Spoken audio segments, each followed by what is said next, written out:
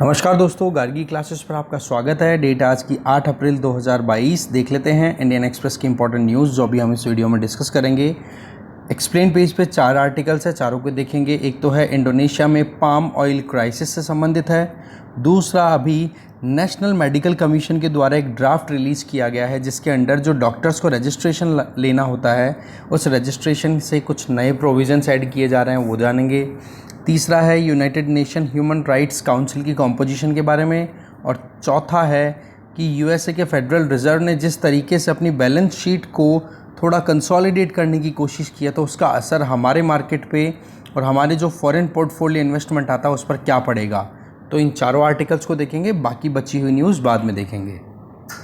तो सबसे पहला आर्टिकल है इंडोनेशिया में पाम ऑयल क्राइसिस को लेकर के। देखो, ये बहुत ही कम देखने को मिलता है कि जब एक कंट्री जो कि किसी एक कमोडिटी को एक्सपोर्ट करता है और उस एक्सपोर्ट करने वाली कमोडिटी का क्राइसिस ही डोमेस्टिकली देखे। एग्जैक्टली सेम चीज़ हो रही है इंडोनेशिया में। अगर हम United states department of agriculture के हिसाब से देखें तो 2021-22 में इंडोनेशिया में पाम ऑयल का प्रोडक्शन रहा लगभग 45.5 मिलियन टन्स। ठीक है, इसमें से आप देखो कि बहुत बड़ा अमाउंट, बहुत बड़ा हिस्सा जो है वो इंडोनेशिया एक्सपोर्ट करता है। दूसरी तरफ अगर देखें तो अगर इंटरनेशनली हम प्रोडक्शन की बात करें पाम ऑयल की, तो इंडोनेशिया पहले नंबर पे आता है पाम ऑयल प्रोडक्शन में। जितना ग्लोबल आउटपुट है ना इसका पाम ऑयल का, उसका 60% तो इंडोनेशिया में होता है। दूसरे नंबर पे फिर आ जाता है मलेशिया, जहाँ पर 18.7 मिलियन मेट्रिक टन जो है वो प्रोडक्शन होता है किसका, पाम ऑयल का। ठीक है, तो पहले नंबर पे इंडोनेशिया, दूसरे नंबर पे मलेशिया।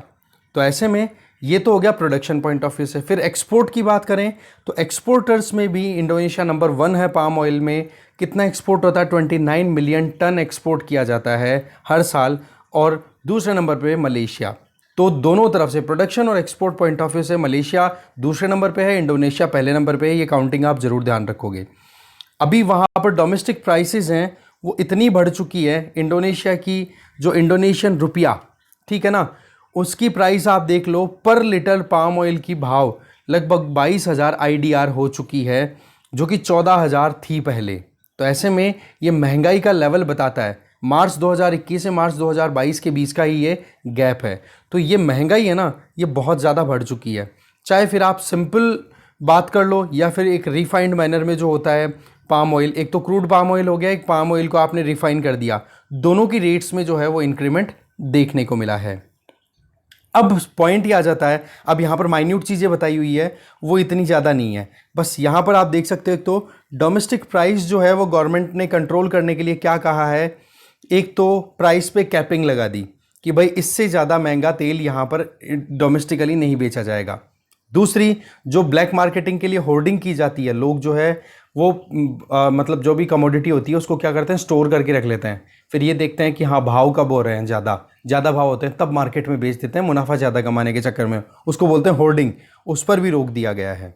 ठीक, उस पर भी रोक लगा दी गई है कि कैसे भी करके ये जो एक्सपोर्ट वाला ऑयल है, पाम ऑयल है, जिसकी डोमेस्टिक रिक्वायरमेंट भी बढ़ चुकी है, और साथ में एक्सपोर्ट के ऊपर भी कंट्रोल किया गया है। एक्सपोर्ट पर कितना, ये कह दिया कि जो कोई भी एक्सपोर्ट करते हैं, जितने भी एक्सपोर्टर्स हैं ना पाम ऑयल के इंडोनेशिया में, उनको ये कह दिया कि आपका जितना एक्सपोर्ट का टारगेट है ना साल का, उसका 20% आप केवल और केवल डोमेस्टिक मार्केट में ही सप्लाई करोगे। ठीक है, इसका मतलब क्या हो गया कि इंटरनेशनल मार्केट में भी पाम ऑयल की सप्लाई को कंट्रोल किया गया वहाँ की सरकार के द्वारा। ठीक है, इससे क्या हो गया कि वहाँ पर इंडोनेशिया में जो भाव स्काई रॉकेटिंग हो रहे थे उनको कंट्रोल करना वहाँ की सरकार का मेन टारगेट था। ठीक है, एक तो होता है क्रूड पाम ऑयल। ठीक है, वो तो पर केजी के हिसाब से लगभग 9300 IDR के हिसाब से प्राइसेस चलती है। ठीक है, और अगर उसी को हम पामोलिन का मतलब हो गया एक तरीके से रिफाइन कर दें, ब्लीचिंग कर दें और डीऑडराइज्ड, मतलब उसमें जो स्मेल आती है, खुशबू या गंध आती है, उसको हटाने का जो प्रोसेस होता है, उसके बाद में उसके भाव हो जाते हैं पर किलोग्राम के हिसाब से 10,300 IDR इंडोनेशियन रुपया। खैर, ये भाव वहाँ की करेंसी में है। पॉइंट इतना सा है, एक्सपोर्टर्स पे भी वहाँ पर ऑब्लिगेशन लगा दी सरकार ने कि आप एक्सपोर्ट करते हो जितना, उसका 20% तो डोमेस्टिक मार्केट में सप्लाई दोगे। अब सवाल ये है कि ये महंगाई के कारण, देखो महंगाई दो ही कारणों से होती है। एक तो होती है डिमांड पुल, एक होती है कॉस्ट पुश। डिमांड पुल और कॉस्ट पुश के ही यहाँ पर एग्जाम्पल है। फर्स्ट तो क्या है, सप्लाई साइड डिस्ट्रप्शन, जिसको हम बोलेंगे कॉस्ट पुश, कि भाई यहाँ पर जितना सप्लाई होनी थी, प्रोडक्शन होनी थी, वो नहीं हो पा रही। कैसे? देखो, कुकिंग ऑयल में सनफ्लावर और सोयाबीन ऑयल भी काम में लिए जाते हैं, पर पाम ऑयल का प्रोडक्शन इंडोनेशिया में बेशक होता है, पर जिस तरीके से यूक्रेन और रशिया की लड़ाई चल रही है, दोनों कंट्रीज मिलके, कौन, यूक्रेन और रशिया, इंटरनेशनली सनफ्लावर का जो जितना सप्लाई है ना, उसमें 80% कंट्रीब्यूट करते हैं। तो आप देख लो, ये 80% बिल्कुल ज़ीरो हो गया। तो सनफ्लावर की सप्लाई इंटरनेशनल मार्केट में कम हुई कि नहीं? अब उसकी कमी को पूरा करने के लिए लोग किस पे डिपेंड करेंगे? दूसरे ऑल्टरनेटिव्स पे, और उन ऑल्टरनेटिव्स में से एक है पाम ऑयल, इसलिए महंगा हो गया। ठीक है। और ये जो सनफ्लावर और ये जो सोयाबीन ऑयल है, इनकी प्रोडक्शन की बात करें तो सनफ्लावर का तो यूक्रेन रशिया है। फिर सोयाबीन की बात भी कर लें तो सोयाबीन लैटिन अमेरिकन कंट्रीज़ में अच्छे खासे प्रोड्यूस होते हैं, वहाँ पर प्रिवेल कर रहा है ड्रॉट, वहाँ पर पड़ गया सूखा। रशिया अगर बेच सकता था तो रशिया पे लगा दिए सैंक्शंस। तो इस तरीके से हर तरफ से सप्लाई साइड में डिसरप्शन आ गए। ठीक है ना? तो यहाँ पर ये एक मेन कारण है कि सप्लाई जो है वो रुकी पड़ी है। दूसरी तरफ हम सेकंड फैक्टर की बात करें तो आपको पता है कि पेट्रोलियम के प्राइस कितने ज़्यादा बढ़ चुके हैं। ठीक है। अब वहाँ इंडोनेशियन गवर्नमेंट ने क्या किया 2020 में कि भाई डीजल में 30% तक पाम ऑयल को ऐड किया जाएगा। पाम ऑयल बेस्ड जो बायोडीजल प्रोड्यूस किया जाएगा, उसको मिक्स करके फॉसिल फ्यूल पे डिपेंडेंसी हम रिड्यूस करेंगे। ये अनाउंसमेंट किया गया इंडोनेशियन गवर्नमेंट के द्वारा। रिजल्ट क्या रहा कि वहाँ पर फॉसिल फ्यूल पर डिपेंडेंसी को रिड्यूस करने के चक्कर में पाम ऑयल को अब ज़्यादा से ज़्यादा यूज़ करना शुरू कर दिया डीजल के ब्लेंडिंग में, डीजल के साथ मिक्स करने में।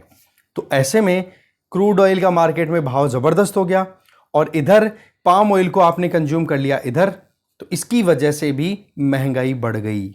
ठीक है।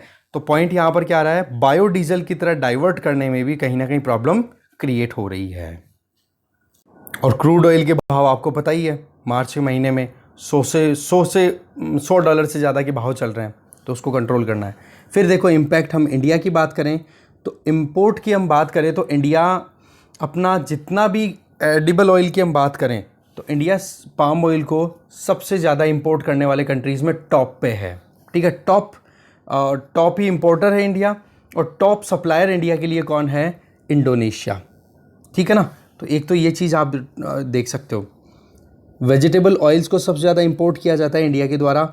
एनुअल इंपोर्ट देखिए तो 14 to 15 मिलियन टन हम पाम ऑयल ही 14 to million tonne vegetable oil import करते हैं, जिसमें सबसे ज़्यादा पाम ऑयल का ही कंट्रीब्यूशन है 8 to 9 मिलियन टन। ठीक है। फिर सोयाबीन का नंबर आता है 3 से 3.5 मिलियन टन, और फिर सनफ्लावर का नंबर आता है 2.5 मिलियन टन। और ये तीनों चीज़ों में ही क्राइसिस चल रहा है।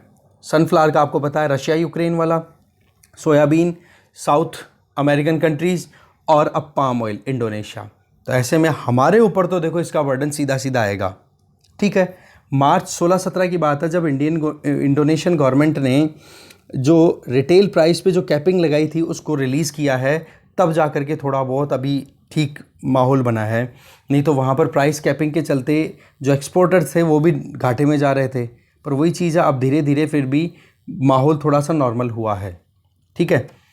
और अभी रशिया यूक्रेन वाला जो टेंशन है वो ख़त्म हो ही नहीं रहा है, तो ये ध्यान रखें आप। ठीक है ना? इसके अलावा आप देख सकते हो एक्सपोर्टर्स को रेस्ट्रिक्ट कर ही दिया था।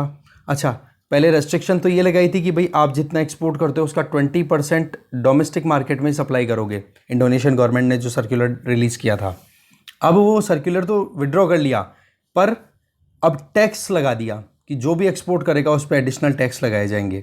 तो देखो इसका असर हमारे ऊपर तो सीधा है, क्योंकि हम इंपोर्ट बहुत ज़्यादा करते हैं ना पाम ऑयल का, इसलिए, और वो भी मेनली इंडोनेशिया से। हाँ, पर आज अगर देखें ना तो आज के टाइम पर पहले इंडोनेशिया था कंटिन्यूसली, आज हम सबसे ज़्यादा मलेशिया से इंपोर्ट करते हैं, फिर दूसरे नंबर पे इंडोनेशिया से इंपोर्ट करते हैं पाम ऑयल की अगर बात की जाए तो। ठीक है। इसीलिए तो आपको पता है ना, मिशन पाम ऑयल मिशन के ऊपर भी काम कर रही है गवर्नमेंट ऑफ इंडिया, अनाउंस कर दिया था। उसके बारे में आप देखना एक बार थोड़ा, जिसमें नॉर्थ ईस्टर्न स्टेट्स और साथ में अंडमान एंड निकोबार वाले एरिया में पाम की प्लांटेशन की बात की जा रही थी उस मिशन के अंदर। बहुत क्रिटिसिज्म भी हुआ था, बोलो बायोडाइवर्सिटी लॉस हो जाएगा, बहुत सारी चीज़ें, पर गवर्नमेंट ने अपनी तरफ से ये अनाउंस कर दिया है। तो ये देखो इंडोनेशिया में क्राइसिस के कारण हम पे इम्पैक्ट वो हमने देखा। आगे चलते हैं। इसके आगे जो नेक्स्ट आर्टिकल है that is national medical commission ने अपनी तरफ से ड्राफ्ट गाइडलाइंस इशू की हैं, जिसमें जो भी अब ग्रेजुएट डॉक्टर्स होंगे उनके रजिस्ट्रेशन में कुछ नई चीज़ें ऐड की गई है, कुछ पुरानियों में चेंजेस किए गए हैं।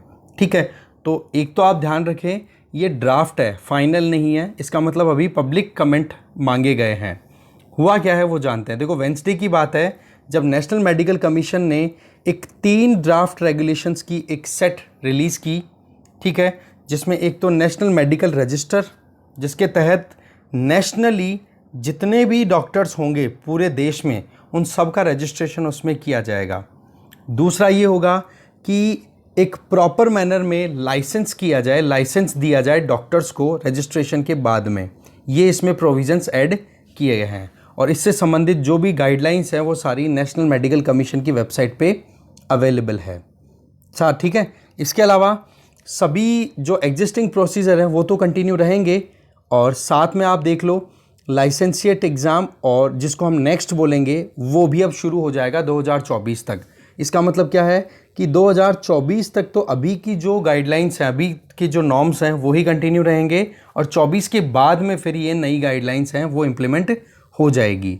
अब सवाल ये है कि इस ड्राफ्ट में क्या क्या चीज़ें रिलीज़ की गई हैं। पहली चीज़ तो लाइसेंस टू प्रैक्टिस मेडिसिन 2022 नाम से ये गाइडलाइंस या फिर ये ड्राफ्ट रेगुलेशंस रिलीज़ हुए हैं। इसके अलावा एक गाइडलाइन है जिसका नाम है रजिस्ट्रेशन ऑफ एडिशनल क्वालिफिकेशन 2022 और तीसरी जो सेट है जिसमें गाइडलाइंस दी हुई है temporary registration of foreign medical practitioner to practise medicine in India. इसका मतलब क्या हो गया, फर्स्ट जो है वो तो सिंपल सी बात है कि इंडिया में अगर आप medicine that means MBBS course करने के बाद में जो भी आप डॉक्टर से रिलेटेड काम करना चाहते हो, ठीक है, एक चिकित्सक के तौर पे, तो उनके लिए गाइडलाइन होगी, आपको लाइसेंस लेना होगा। दूसरा फिर आ जाता है कि जो एडिशनल आपके पास में क्वालिफिकेशन है तो उसका रजिस्ट्रेशन करवाना। और तीसरा, अगर कोई इंडिविजुअल मान लो बाहर से MBBS डिग्री करके आता है और इंडिया में मेडिसिन की प्रैक्टिस करना चाहे तो उनके लिए भी प्रोविज़न। उनके लिए प्रोविज़न कैसे हैं कि इंडिया में परमानेंटली काम करना चाहते हैं जो लोग इंडिया के हैं, बाहर जाकर के पढ़ के आ रहे हैं, या फिर जो फॉरेनर्स इंडिया में आकर के कुछ रिसर्च और कुछ करना चाह रहे हैं।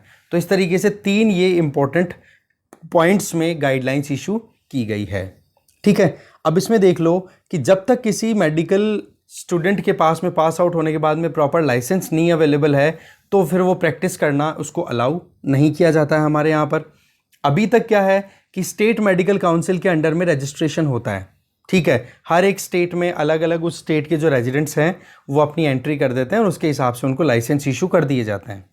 पर अब क्या है नई गाइडलाइन में, स्टेट मेडिकल काउंसिल तो है पर साथ में अब नेशनल रजिस्टर में भी उनको एनरोल करना होगा, जिससे कि पूरा डेटा एक जगह इकट्ठा रहेगा और उनसे फिर क्या कितने डॉक्टर्स हैं, कितनी कमी है, कितने और डॉक्टर्स हमें चाहिए, वो सारी डिटेल गवर्नमेंट को अवेलेबल होगी तो प्लान करने में प्रॉब्लम नहीं आएगी। तो ऐसे में स्टेट मेडिकल काउंसिल जो है पहले केवल स्टेट मेडिकल काउंसिल के अंडर ही डॉक्टर्स को रजिस्ट्रेशन कराना होता था, अब नेशनल रजिस्टर में भी रजिस्ट्रेशन कराना होगा। साथ में इन गाइडलाइंस के हिसाब से देखें तो जो इंडियन मेडिकल ग्रेजुएट जिन्होंने अपनी MBBS कंप्लीट कर ली कोई भी रिकॉग्नाइज्ड कॉलेज से, उसके बाद में फिर उनको 12 महीने की इंटर्नशिप करनी होती है और इंटर्नशिप करने के बाद में आप देखोगे उनको इंटर्नशिप करनी होती है। इंटर्नशिप के बाद में फिर वो अपने हिसाब से कोई भी प्रैक्टिस है वो कंटिन्यू कर सकते हैं जिन लोगों ने इंडिया से ही MBBS किया है। पर अब क्या है, नेक्स्ट एग्ज़ाम पास करने का प्रोविज़न है जिसको हम बोलेंगे नेशनल एग्जिट टेस्ट। उसको पास करने के बाद में ही अब रजिस्ट्रेशन हो पाएगा, कब, 2024 से। तो ये गाइडलाइंस में ये बात कही गई है। इसका मतलब MBBS कोर्स, 12 महीने की इंटर्नशिप और फिर नेक्स्ट एग्ज़ाम, और नेक्स्ट एग्ज़ाम में फिर रैंक के हिसाब से फिर इंडिविजुअल को रजिस्ट्रेशन कराना होगा। पास करना है इस एग्ज़ाम को, रजिस्ट्रेशन कराओ, प्रैक्टिस करो।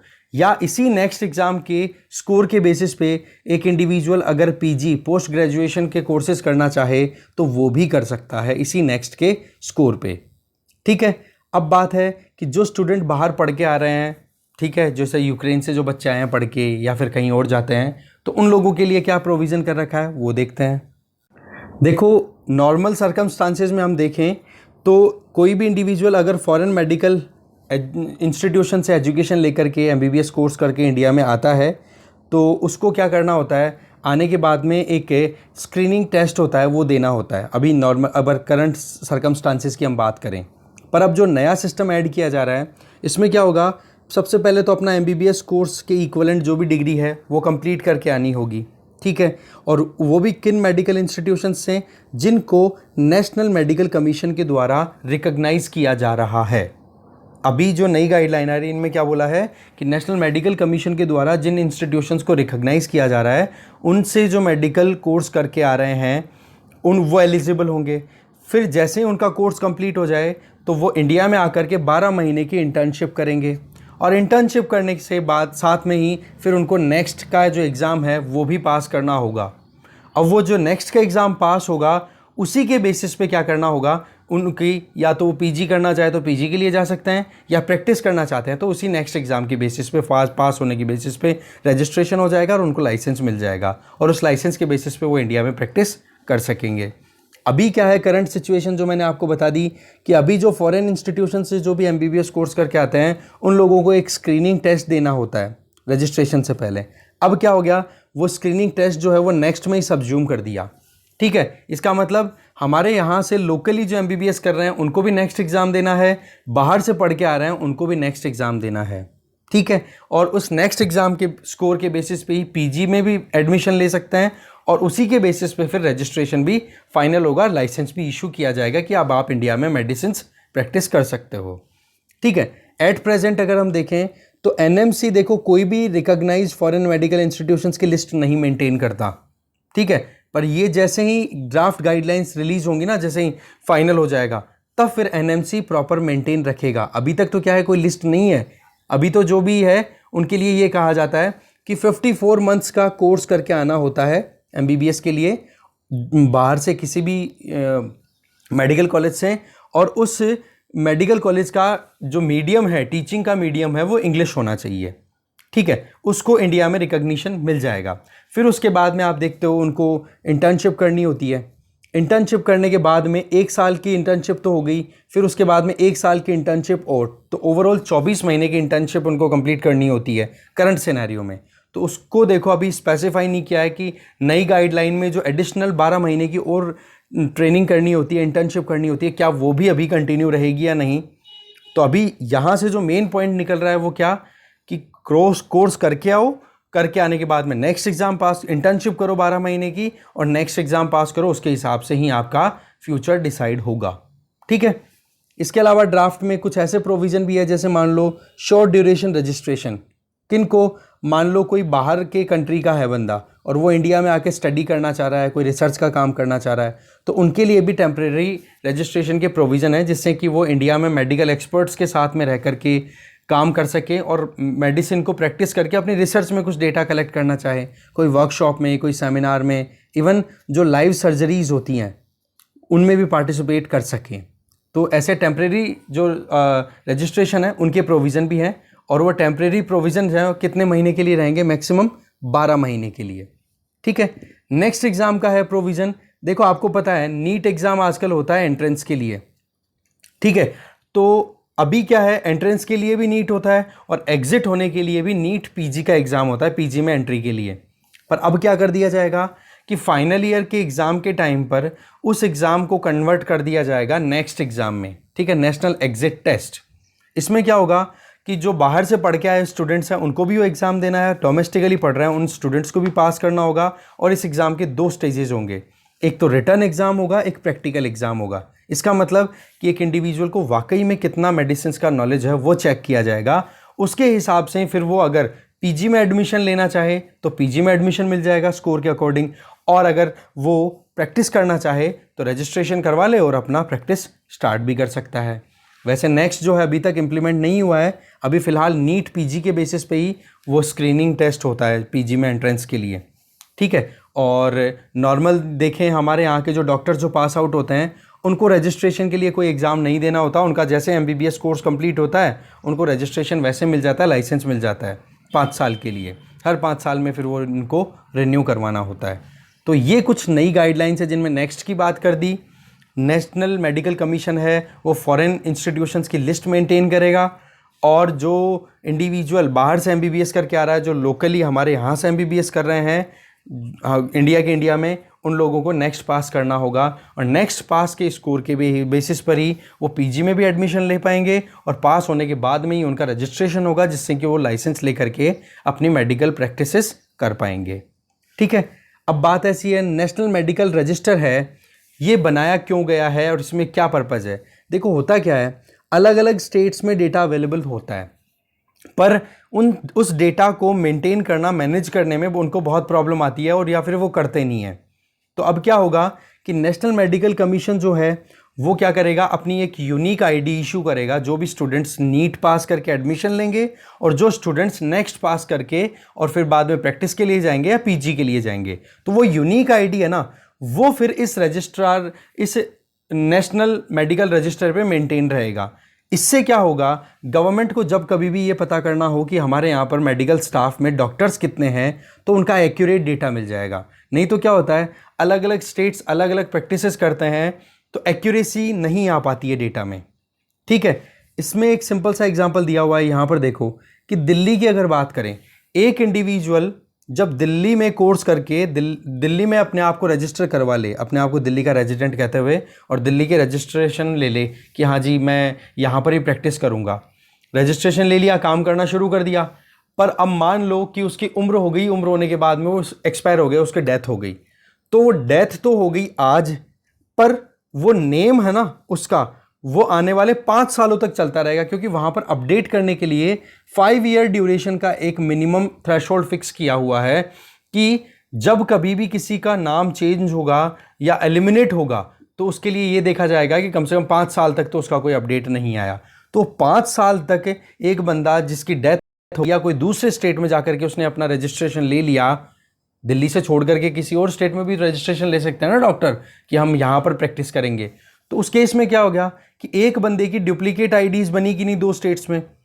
दूसरी चीज़ ये हो जाती है कि जो बंदे एक्सपायर हो चुके हैं उनका भी डेटा अभी तक मेंटेन्ड है दिल्ली जैसे स्टेट्स में, तो वो चीज़ क्या करती है, एक्यूरेसी नहीं आने देती। तभी तो जब भी हम मतलब स्टेट नेशनल गवर्नमेंट जब डेटा कलेक्ट करती है और स्टेट जो मेडिकल काउंसिल से उनसे डेटा कलेक्ट करने के बाद में यह अज्यूम किया जाता है कि जितने भी नंबर्स शो किए जा रहे हैं उसका 80% ही मानो कि रियल में डॉक्टर्स इतने ही हैं हमारे पास में। तो वो एक्यूरेसी लाना, ठीक है, यूनिक आईडी इशू करना, एक्यूरेसी लेकर के आना कि वाकई में कितने डॉक्टर्स हैं। इससे क्या होगा कि कोई भी प्रोग्राम बनाना हो, हेल्थ प्रोग्राम एग्जीक्यूट करना हो या कितने और ह्यूमन रिसोर्स की रिक्वायरमेंट है, वो सारी चीज़ें प्लान करने में गवर्नमेंट को प्रॉब्लम नहीं आएगी। तो देखो इस तरीके से ये ड्राफ्ट गाइडलाइंस हैं। अब देखने वाली बात यह है क्या फाइनल होता है, वो आगे हम टाइम के साथ देख लेंगे। आगे चलते हैं। नेक्स्ट आर्टिकल है United Nation human rights council का क्या कॉम्पोजिशन है, कैसे काम करता है। देखो अभी कल की ही बात है, यूनाइटेड नेशन जनरल असेंबली जिसमें 193 मेंबर्स हैं, उनके द्वारा वोटिंग में पार्टिसिपेशन था। और पॉइंट क्या था कि जिस तरीके से बूचा में रशियन फोर्सेस के विड्रॉ करने के बाद में सिविलियंस की डेड बॉडीज़ मिली है, तो उसको लेकर के बोला बहुत ज़्यादा ह्यूमन राइट क्राइसिस आया है बूचा में और उसका मेन कारण है रशियन इन्वेजन। तो बोले United Nation human rights council में रशिया के लिए कोई स्थान नहीं है, रशिया को बाहर निकालो। इसके लिए वोटिंग होनी थी किसमें, यूनाइटेड नेशन जनरल असेंबली में। उस वोटिंग में अल्टीमेटली रशिया के अगेंस्ट में बहुत सारे वोट चले गए और रशिया ने अपनी सीट खो दी, किसमें, United Nation human rights council में। तो यूएनएचआरसी में मेंबरशिप हटाना और मेंबरशिप को कंटिन्यू करना, ये डिसाइड कौन करता है, यूनाइटेड नेशन जनरल असेंबली। ठीक है, तो यूएनएचआरसी के बारे में हम थोड़ा जानते हैं।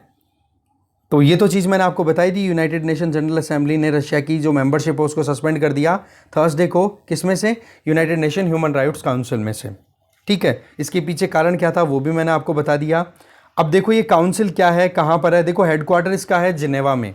ठीक है, तो काउंसिल है क्या, ये एक इंटर गवर्नमेंटल बॉडी है जिसका मेन काम क्या है, ह्यूमन राइट्स को प्रमोट करना, इस तरीके की रिकमेंडेशंस देना जिससे कि ह्यूमन राइट्स का प्रोटेक्शन हो, प्रमोशन हो और जो मानव अधिकार है उनको बचाया जा सके। बेसिकली ह्यूमन राइट्स काउंसिल से पहले यूनाइटेड नेशन के अंडर में कमीशन ऑन ह्यूमन राइट्स काम किया करता था, उसको 2006 में रिप्लेस कर दिया यूनाइटेड नेशन जनरल असेंबली ने, किसके द्वारा, United Nation human rights council से। मैं फिर से बोल रहा हूं कि ह्यूमन राइट्स को प्रोटेक्ट करने के लिए पहले एक एंटिटी थी जिसका नाम था कमीशन ऑन ह्यूमन राइट्स, जो यूएन के अंडर ही था। इसको रिप्लेस कर दिया और फिर बाद में आ गई क्या, United Nation human rights council. कब आई? मार्च 15 2016 को। और ये ह्यूमन राइट्स काउंसिल को क्रिएट किसने किया? यूनाइटेड नेशन जनरल असेंबली ने। तो ये है यूनाइटेड नेशन काउंसिल का फॉर्मेशन। फिर बात आती है मेंबरशिप। देखो इसमें 47 मेंबर्स होते हैं और वो मेंबर भी कौन होंगे? जो ऑलरेडी यूएन के मेंबर हैं, मतलब जनरल असेंबली में जिनकी मेंबरशिप है। ठीक है, अब मेंबरशिप में भी देखो 47 मेंबर्स होते हैं United Nation human rights council में। उनमें से 13 सीट्स तो अलोकेटेड है अफ्रीकन और एशिया पैसिफिक स्टेट्स के लिए। 8 सीट्स अलोकेटेड है लैटिन अमेरिका और कैरेबियन स्टेट्स के लिए। इसके अलावा 7 सीट्स अलोकेटेड है वेस्टर्न यूरोप और अदर स्टेट्स के लिए, और ईस्टर्न यूरोपियन स्टेट्स के लिए 6 सीट्स हैं। ऐसे टोटल कितनी है? 47। ठीक है, और एक बार जब मेंबरशिप किसी की शुरू होती है तो 3 साल का उसका टाइम होता है।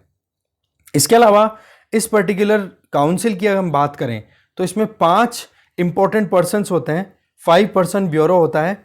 उनमें से एक तो प्रेसिडेंट और 4 वाइस प्रेसिडेंट होते हैं। और ये 5 जो मेंबर है ना, जिनमें एक प्रेसिडेंट और 4 वाइस प्रेसिडेंट, ये पांचों के पांचों इन पांचों रीजन्स को रिप्रेजेंट करते हैं, जिससे कि इन पांचों रीजन्स के इंटरेस्ट की वो बात कर सकें। ठीक है, अब बात आ जाती है एलिजिबिलिटी। और सवाल ये भी है कि करंट प्रेसिडेंट कौन है United Nation human rights council का? तो अर्जेंटीना से हैं, जिनका नाम है फेडरिको विलेजाज। ओके, ये ध्यान रखना आप। फिर बात आ जाती है एलिजिबिलिटी की, मेंबर कौन बन सकता है? तो इसका आंसर सिंपल सा है, यूनाइटेड नेशन जनरल असेंबली में इसके लिए वोटिंग होती है। ठीक है, और वोटिंग से पहले जो भी country United Nation human rights council में मेंबर बनना चाहता है वो अपनी विल या अपनी तरफ से प्रपोजल रजिस्टर कर देता है।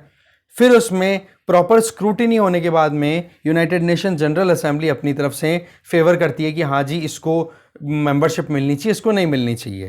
तो ये देखा जाता है उसमें कि ह्यूमन राइट्स स्टैंडर्ड किस कंट्री ने अच्छे से मेंटेन कर रखे हैं, उसी कंट्री को मेंबरशिप मिलती है एनएचआरसी में। ठीक है, United Nation human rights council में। ठीक है, तो आप देख लो, आप यहां पर देख सकते हो। ठीक है, ये क्राइटेरिया जो है इसमें स्टेट्स अपनी तरफ से बोल सकते हैं, पर वही बात है कि जो भी स्टेट्स, जो भी सरकारें मेंबर बनना चाहती हैं, उनको एक रेजोल्यूशन भी अपने यहाँ पर अडॉप्ट करना होता है पहले, जिसका नाम है रेजोल्यूशन 60/251, जो कि 2006 में आया था, जिसके तहत ह्यूमन राइट्स काउंसिल इंप्लीमेंट की, मतलब कॉन्स्टिट्यूट की गई थी। ठीक है ना, तो ये जो रेजोल्यूशन है यूनाइटेड नेशन जनरल असेंबली का 60/251, इस रेजोल्यूशन को पहले उन कंट्रीज को अपने यहाँ पर अडॉप्ट करना होता है कि हाँ जी, हम ह्यूमन राइट्स को प्रोटेक्ट करते हैं और ये जो रेजोल्यूशन है यूएनजीए का, वो हमारे यहाँ पर इंप्लीमेंट हो रहा है।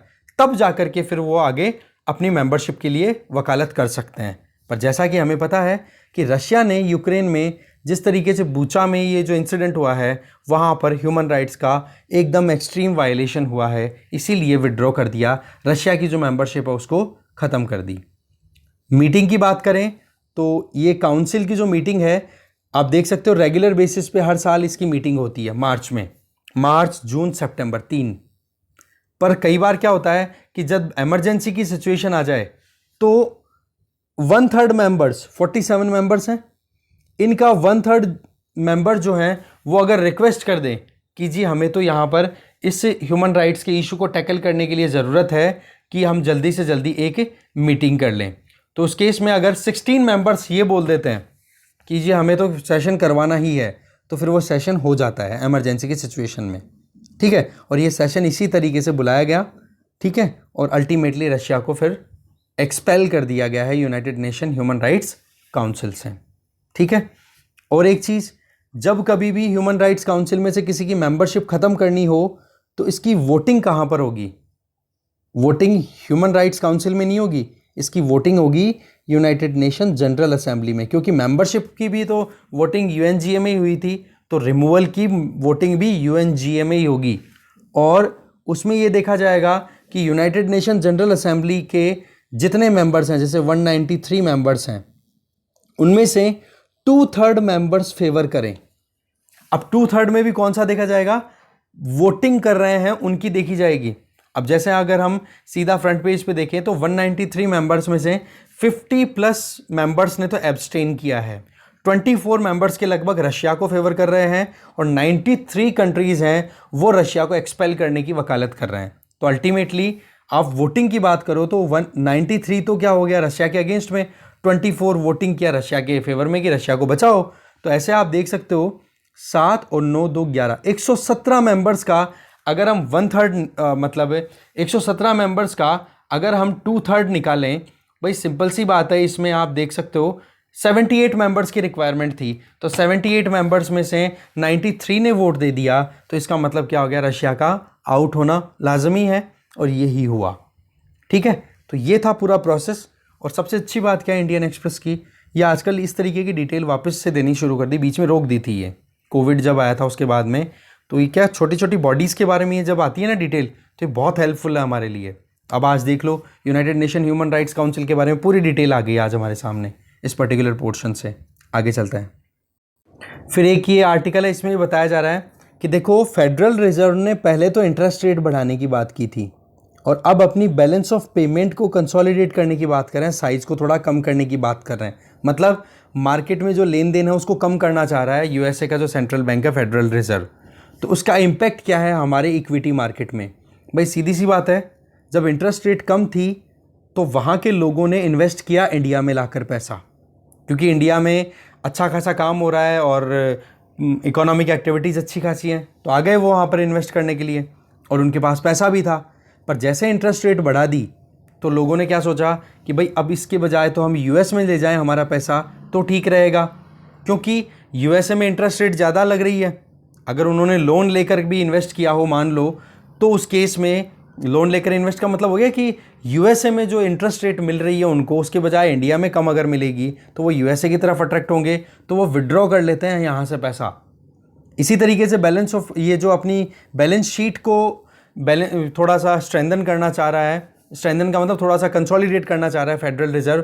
तो उसमें भी क्या हो गया कि वहाँ पर लिक्विडिटी जो है वो मार्केट में डॉलर्स की कम होगी, और वो कम होती है तो जो हमारे यहाँ पर फॉरेन पोर्टफोलियो इन्वेस्टर्स हैं वो भी क्या करते हैं, यहाँ से पैसा निकाल के ले जाते हैं। तो यूएसए में जब इंटरेस्ट रेट कम होती है, ठीक है ना, तब तो देखो वहाँ पर लिक्विडिटी अच्छी रहेगी, और लिक्विडिटी अच्छी रहती है तो इंडिया जैसे डेवलपिंग कंट्रीज़ के लिए अच्छा रहता है वो, क्योंकि हम ट्रेड में ज़्यादातर लेन देन डॉलर्स में करते हैं। दूसरी तरफ तो उससे हमारे यहाँ पर इन्वेस्टमेंट आता है, तो एक तो इन्वेस्टमेंट से इकोनॉमिक एक्टिविटीज़ बढ़ गई और दूसरा डॉलर्स की भी कमी नहीं आती है। इसके अलावा फॉरेन पोर्टफोलियो इन्वेस्टर्स जो कि बहुत ही ज़्यादा वोलेटाइल होते हैं, बस केवल ये देखते हैं कहाँ हमें फ़ायदा हो रहा है, तो उसमें भी क्या आती है, फिर कमी आ जाती है। तो यही पॉइंट है कि फेडरल रिजर्व ने इंटरेस्ट रेट बढ़ा दी थी और जो बैलेंस शीट है उसको थोड़ा ठीक करने की कोशिश की है, तो इतने में हमारे यहाँ पर सेंसेक्स है वो डाउन हो गया, क्योंकि मार्केट में मतलब एक होता ना कि फ्लो करेंसी का वो रुक गया, लिक्विडिटी रुक गई, डॉलर्स का है इनपुट वो रुक गया, क्योंकि वापस वो किधर हो गए, इंडिया से यू टर्न लेकर के अमेरिका की तरफ। ठीक है, आगे चलते हैं।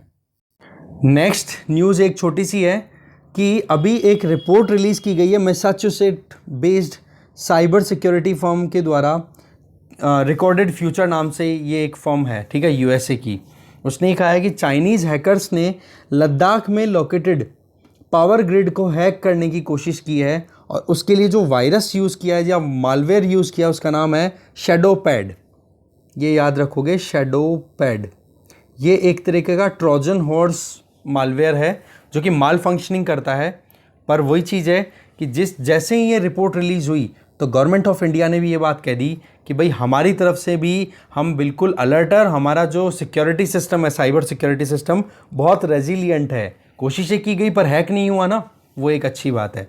ठीक है, तो ये ज़रूर ध्यान रखोगे, शैडोपैड।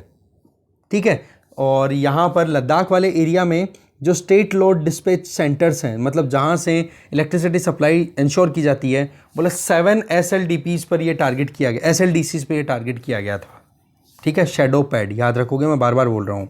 इसके आगे देखें, फिर इसके आगे इंडियन मेट्रोलॉजिकल डिपार्टमेंट IMD ने ये कहा है कि राजस्थान और सदर्न हरियाणा और दिल्ली आने वाले 5 दिनों में यहाँ पर ज़बरदस्त हीट वेव का एक माहौल देखने को मिलेगा, गर्मी ज़बरदस्त मिलेगी। तो सवाल ये है कि हीट वेव हमारे यहाँ पर डिक्लेयर जो किया जाता है वो किस बेसिस पे होता है। तो देखो ऐसा है जब नॉर्मल टेम्परेचर के कंपैरिजन में अगर किसी भी एक लोकेशन पे टेम्परेचर 4.5 डिग्री सेंटीग्रेड तक बढ़ जाता है तो हीट वेव डिक्लेयर कर देता है आईएमडी। ठीक है, तो आप देख लो इस टाइम पर जो टेम्परेचर उससे 4.5 डिग्री टेम्परेचर ज़्यादा चल रहा है राजस्थान, सदर्न हरियाणा और दिल्ली वाले एरिया में। दूसरी तरफ आप देखो कि अगर टेम्परेचर 6 डिग्री सेंटीग्रेड ज़्यादा बढ़ जाता है नॉर्मल टेम्परेचर से तो उसको सीवियर हीट वेव का कैटेगराइजेशन में डाल दिया जाता है। तो ये है कैटेगराइजेशन, तो आप समझ सकते हो कितना ज़्यादा टेम्परेचर है।